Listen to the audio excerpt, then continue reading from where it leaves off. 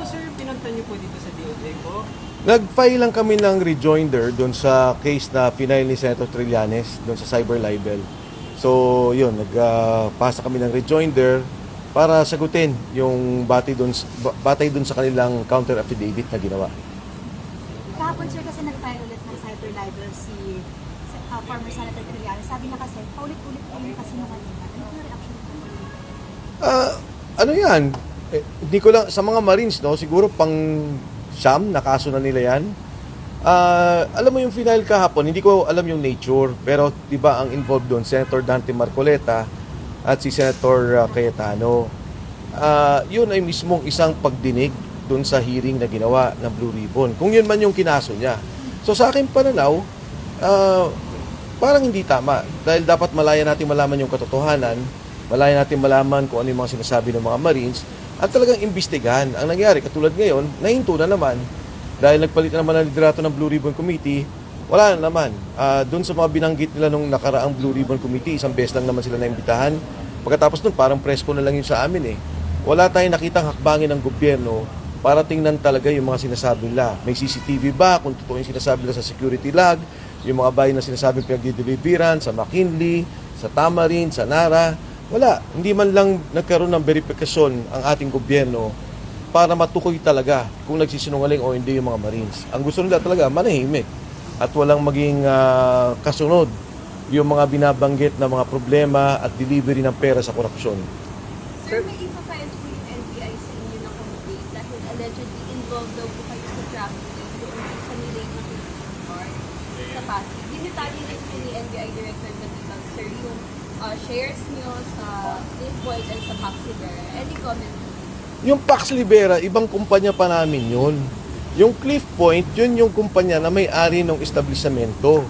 So meron kang building, ikaw yung may-ari, may mga lessor ka, o mga lessee, mga nagre-renta ng mga lugar mo. Isa doon, yung KTV, yung Chicago, nandun yung 7-Eleven, nandun yung ibang opisina, nandun din may mga restaurants doon sa lugar na yun. Maraming opisina. So itong mga binabanggit ni Attorney Melvin Matibag, natatawa ako kasi parang lumalabas, parang na siyang city engineering office. Meron pa siyang presentasyon nung detailed building plan. Hindi ko makita yung connection kung ano yung sinasabi niya. At natatawa ako dun sa kanyang presentasyon dahil nagmumukha silang tanga. Kaya yung sinasabi ko, i-file niya na yung kaso. Ang tagal na eh. Di ba sabi niya, kailan ba ngayon? O, ngayon, hintayin natin yung kaso niya. Pero ang sinasabi ko sa inyo, wala siyang kakaso-kaso. Para yung isang establishment, katulad na sinabi ko, yung example ko, yung Soler, yung Okada, yung Resorts World, meron silang building. Marami silang lessor doon, may mga nagbibentang tindahan, may mga restaurant, may mga KTV. So, ibig sabihin, pagka merong nagbenta ng shabu doon sa mga isang yung kasama ka, alam mo yung mga nangyari? Notwithstanding kung ano yung kaso ng ipa-file nila doon sa mismong establishment, ang pinupunto ko lang, kami lang yung sa establishment. At pinipilit ni Director Matibag yung kaso niya para non-bailable case para hindi kami ay makulong at mapatahimik. Dahil kung titingnan mo yung ginagawa ni Matibag, pinipilit niyang ihinto ang lahat ng investigasyon doon sa korupsyon. Wala siyang naitulong kahit 5. Wala siyang naitulong na kahit anong dugo o pawis para malaman yung korupsyon sa ating bansa. Bagkos, ang ginawa pa niya, pumunta siya ng Senado para siraan yung mga sundalo. Wala siyang ginawa doon kundi to hit the credibility of the 18 soldiers. Diba? Wala siyang ginawa at sinabi kundi sabihin na dishonorable to, may kaso to, may ganito. Wala naman kailangan ng patunayan dahil si Saldico mismo, sabi nila ang mastermind ng korupsyon. Ito yung mga bata ni Saldico, sila yung nagsasabi na kami ang tao ni Saldico at kami nagdi-deliver ng pera. So anong credibility ang gusto nilang kunin doon sa 18 Marines?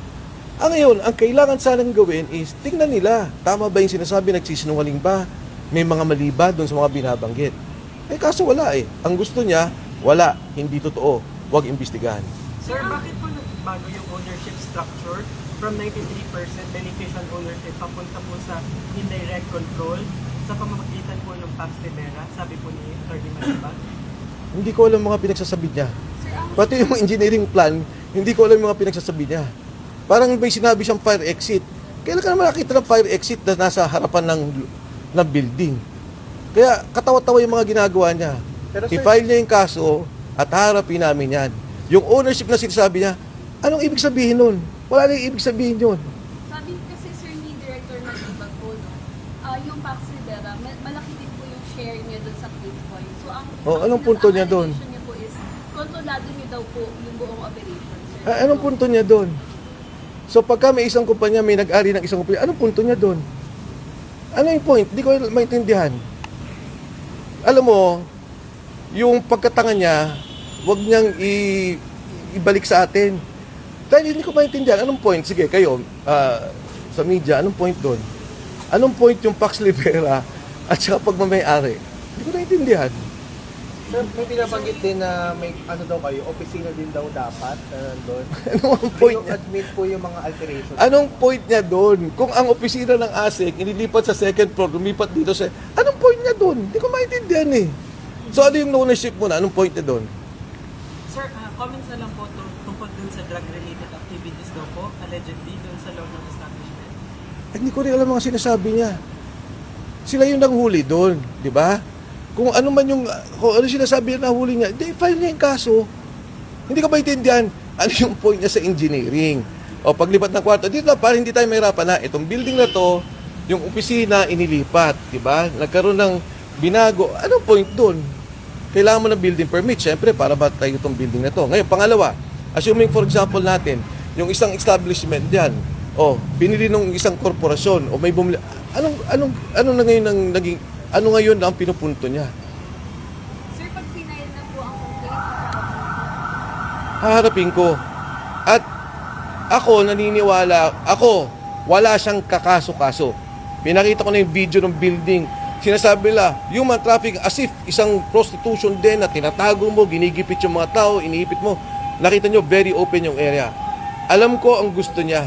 Ang gusto niya, magkaroon ako ng non-bailable na kaso para ako makulong, hindi makapagsalita. Pero sinasabi ko kay Director Matibag, pwede niyo akong makulong, pwede niyo akong tigilan magsalta, pero ang Pilipino, patuloy na nagagalit, patuloy na humingi ng hustisya, patuloy na sinisigaw na ayusin yung korupsyon. Hindi ako ang problema nila. Ang problema nila ay yung hindi nila pag-address sa problema ng korupsyon sa ating bansa. Dapat may managot. Kaya nga itong June 28, may gagawing rally. Di ba? Yung mga religious leaders natin, hindi naman kami organizer dyan. Pero nakita nyo, anong hinihingi nila? Dapat managot ang kurakot. At kami, nananawagan din ako, kami sasali, personal bilang Pilipino, nasama din ako doon. At palagay ko, marami din sasama doon dahil marami na talaga ang galit. Sir, so dun sa trafficking, you're saying wala kayong kinalaman at wala kayong liability? Saan? Dun sa trafficking. Sa? Dun sa nahuling, parang... Wala. Kasi nga, kami yung may-ari ng building. Di ba? Marami kaming lessor. I think we have about 20 lessors in that building. Hindi man ako yung nagmamanage nun directly. So, yung 20 lessors na yon, kung ano man yung activity nila, hindi mo naman alam. Di ba? Kung biglang kunyari doon sa palang isang opisina doon, may nagbebenta ng droga, hindi naman kami sakop doon. At hindi naman kami involved sa ganun. Yun yung pinipilit niya na italing kaso sa amin. Yun ang pinipilit niya na kaso para patahimikin kami. Partikular ako. Nakasuhan ako at makulong.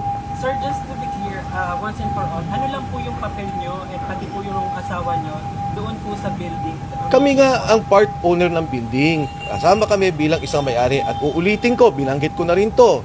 May cabinet secretary ngayon at may senador ngayon na investors din doon. Kaya kung titingnan nila at alam naman niya kung sino yung mga yon, di kasuhan din nila. Kung manggigipit lang naman din sila, di ba? Di gipitin din nila yung makasama nila. Sino, sir? Hindi, proper time. Sir, even daw yung anak po, sa papunin yung anak na corporate secretary, parang madadamay sa kaso. Ano pong masasabi ninyo na several members of your family are also being tagged in this case? Talagang nanggigipit ng gusto ang NBI. Hindi ang NBI as an institution, but an NBI being used as a weapon by Attorney Melvin Matipag. No? May Matibag. Siya talaga nagtutulak niyan. At syempre, ang gusto niya, gipitin yung aking pamilya. Gipitin kami, patahimikin kami. Pero alam mo, yung mga ganyang bagay, ang mundo, umiikot yan. At ang Diyos hindi natutulog. Alam niya yung ginagawa niyang panggigipit.